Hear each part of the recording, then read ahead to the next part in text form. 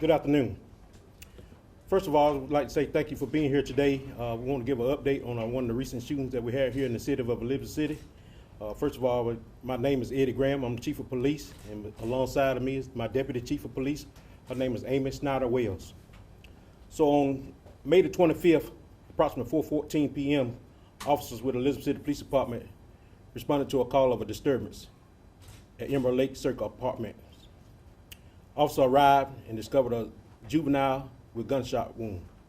The juvenile was transported to our local hospital here in Elizabeth City and later transported to Norfolk Centura in Norfolk, Virginia.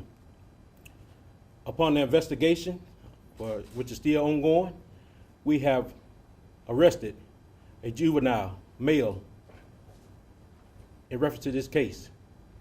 The victim in this case, his name is Jason Epps. First name is Jaeeshon. Last name is Epps, 15 years of age. A juvenile male was arrested last night and transported to the juvenile detention. That male was charged with involuntary manslaughter, possession of a firearm by a minor, and discharging a firearm in the city limits. This investigation is far from over.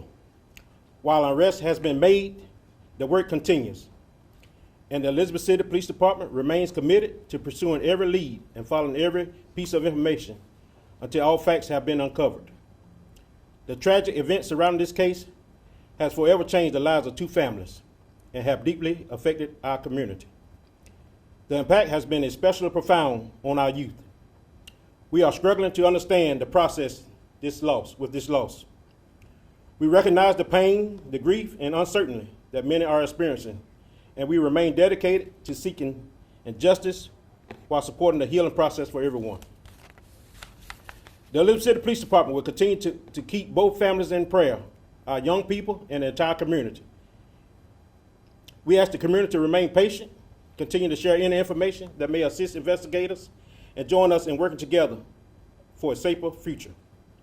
Our commitment to this case and to the people of Elizabeth City remains unwavering. Any questions? Can you give us the age and maybe even the name of the juvenile male you arrested? Well, we can't give the name, but I'll give you his age. 15 years of age, a male subject. And then on social media, there are memorials going up for Jason Epps. And a lot of these pictures that are of him, he's wearing an ECMS football uniform. Was he still in middle school? He was in school. He's played professional. He played sports with. He started off with our police athletic league. He's played with PAL, with the Elizabeth City Police Athletic League PAL, and he continued to play sports in school. But was he still attending ECMS? Or He was still active in school. I'm asking which school specifically. I can't tell you at this time. Okay. Was there a relationship between the two teenagers? I believe all the subjects were known to each other. Do you anticipate any further arrests? Was there anybody else involved in this? What I can tell you is the investigation is ongoing, and we continue to follow leads, and anybody that have any information that they're willing to share, we're willing to follow up on those leads. And you mentioned that the victim was a part of a police department program. What are some of the, programs for youth that they can get involved with to try and encourage youth? So he had been involved with our police athletic football team during his younger years. He had reached the age that he went on to play in school. But what I can tell you is we have a youth athletic police football league here currently. We have cheerleaders for females. We working on a boxing that we did in the past, and we're working on some other things for the youth, our youth police athletic league. We also we do mentoring. We mentor kids. We take them out on trips. So we do all that with police athletic league, and we reach out and get grants to help process those things, and we continue to work with our youth in the community. Are there any other specific programs that children and teens can kind of get a part of that you guys are working on to try and curb the violence in the community? So what I can tell you is we just recently did a youth police academy. We just finished up maybe less than a month ago. So we inspire our youth to join different activities around the city. They have some things going on with the Parks and Rec here for the city of Elizabeth City, different programs going on this summer. So it's going to be a lot of things going on for youth this summer. And I will ask them, the families, to please reach out to Parks and Rec, the city of Elizabeth City Parks and Rec, or any organization around locally to help the youth to keep them busy during the summer. And these were both teenagers. Do you anticipate any possible charges for parents or anything of that nature? Well, what I can tell you is that's in the talk. We're working constantly with our district attorney's office. You know, when we have young teenagers with firearms, it's disturbing, and we have to ask ourselves, how do the young people get possession of firearms? So, what I can tell you, we have gun locks for safety. If parents feel that they have some weapons that they need to secure, we do have gun locks we'll give away for free. But parents, ultimately, if you know, they're responsible for their youth. Do you guys know what maybe led up to this situation or what? Well, I won't go into the details of the case. Like I said, this case is still ongoing, and I don't want to do anything or say anything to the integrity of the case. I understand the DA is still looking into things, but do you guys have any ideas as of right now where he may have acquired the firearm? Not at this time. It's still an investigation. Do you know if there were any other minors involved in this situation? What I can tell you was several minors present during this incident. Were they all around like the 15-year-old age? I would say it was a day out. They was out of school on that particular day, so it was a day of school being out of session. So a group of kids and maybe was in the area. Gotcha. Did this happen inside? Because I know it happened at the apartment complex. Did it happen in the parking lot? Did it happen inside one of the buildings? It happened inside the building. Okay. Yes. Was this apartment complex, was this where the young guy that was killed, was that his residence?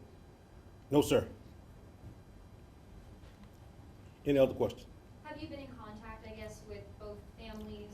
We have. My deputy chief and myself, we spoke with the family yesterday. The detective spoke with the family yesterday on making an arrest. We spoke with them again today. And by no means that we are celebrating this arrest, because we have two young people that lives are changed forever. And we want to continue to pray for both families, and along with our other youth that had a hard time dealing with this incident, because it has made an effect on this entire community. And so we want to continue to pray for both families, the youth in this community, that they are safe, and they remain safe. And the Elizabeth City Police Department takes this very serious. You know, we will continue to be proactive, being in the presence of the community, trying to be proactive, problem solving before things of this nature occur. So we're going to continue to work with our partners, law enforcement partners, our community, and try to come up with some ideas to keep the juveniles safe in this community and make them positive adults.